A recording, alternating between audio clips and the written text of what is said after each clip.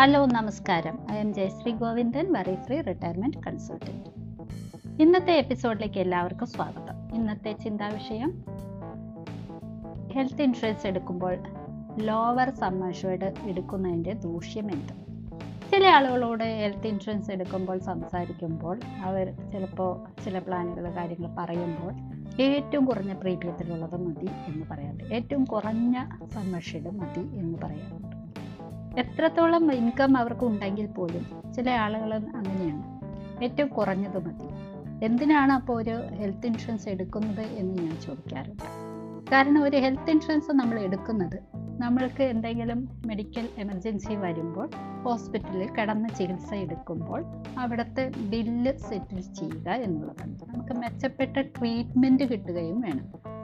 ഒരു മെച്ചപ്പെട്ട ട്രീറ്റ്മെൻറ്റ് എടുക്കാൻ ഇന്ന് ആവറേജ് നല്ലൊരു ഹോസ്പിറ്റലിൽ പോയാൽ എന്ത് തുക വരുമെന്ന് ഏകദേശം എല്ലാവർക്കും ഒരു ഐഡിയ ഉണ്ടാവും അല്ലേ.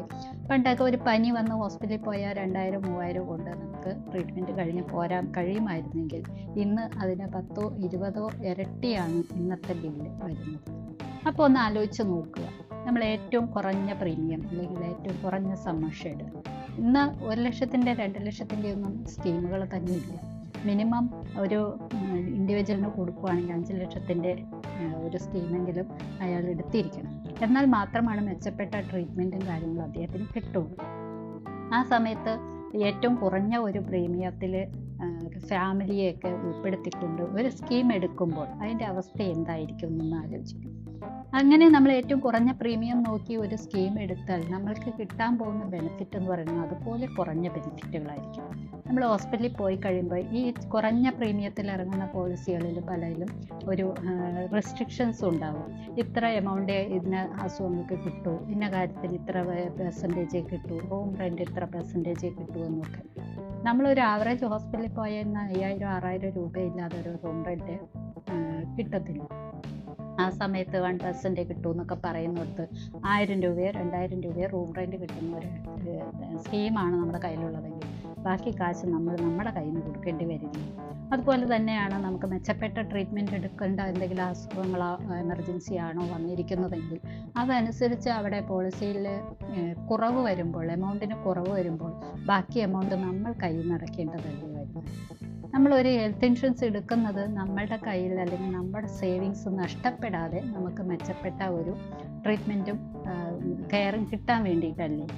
അപ്പം നമ്മൾ തീർച്ചയായിട്ടും നമുക്ക് ഉതകുന്ന രീതിയിൽ നല്ലൊരു സ്കീം തന്നെ എടുക്കണ്ടേ.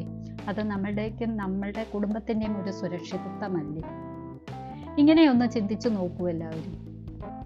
അപ്പോൾ നമ്മൾ ഏറ്റവും കുറഞ്ഞ ഒരു പ്രീമിയത്തിലേക്ക് പോകുമ്പോൾ ഇതുമാതിരി പല കാര്യങ്ങളും നമുക്ക് നഷ്ടമാവുകയാണ് ചെയ്യുന്നത്. ഒരു ഹെൽത്ത് ഇൻഷുറൻസ് എടുക്കുന്നതിൻ്റെ പ്രാധാന്യം അല്ലെങ്കിൽ അതിൻ്റെ ബെനിഫിറ്റ് നമുക്ക് കിട്ടാതെയാണ് പോകുന്നത്. അപ്പോൾ ഞാൻ നിങ്ങളോട് സംസാരിക്കുന്നത് തീർച്ചയായിട്ടും ഈ ഒരു കാര്യം, നമ്മൾ എത്ര വില കൂടിയ കാറുകൾ അല്ലെങ്കിൽ വില കൂടിയ ഫോണുകൾ, ഇന്ന് ഐഫോണൊന്നും ഇല്ലാത്ത ആളുകൾ തന്നെയില്ല. വില കൂടിയ ഫോണുകൾ, അതിന് കവറ്, അതിന് ഇൻഷുറൻസ്, ഇങ്ങനെ എല്ലാ പ്രൊട്ടക്ഷൻ നമ്മൾ മറ്റുള്ളതിന് നൽകുമ്പോൾ നമ്മളുടെ ജീവന് എന്തിനും നമ്മളിങ്ങനെ പിശുക്ക് കാണിക്കണം.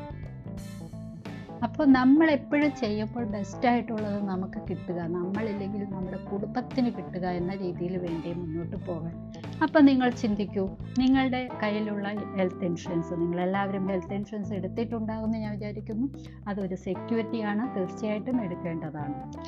നിങ്ങളുടെ കയ്യിലിരിക്കുന്ന ഹെൽത്ത് ഇൻഷുറൻസ് നിങ്ങൾക്ക് മതിയായ സംരക്ഷണം തരുന്നതാണോ, ഒരു മെച്ചപ്പെട്ട ഒരു ട്രീറ്റ്മെൻറ്റ് കിട്ടാൻ ഉതകുന്നതാണോ എന്നൊരു ചിന്തിക്കുക. അതങ്ങനെയല്ല എങ്കിൽ തീർച്ചയായിട്ടും നിങ്ങളത് മറ്റൊരു വലിയ സം അഷ്വേർഡിലേക്കോ അല്ലെങ്കിൽ അതിനുതകുന്ന ഒരു ടോപ്പപ്പിലേക്കോ മാറേണ്ടത് അത്യാവശ്യമാണ്. കൂടുതൽ വിവരങ്ങൾക്കും സജഷനും ഗൈഡൻസിനും ഞങ്ങളെ സമീപിക്കാവുന്നതാണ്. അടുത്ത ഒരു എപ്പിസോഡിൽ കാണും വരെ എല്ലാവരും സുരക്ഷിതമായിരിക്കുക, സന്തോഷമായിരിക്കുക. Bye bye.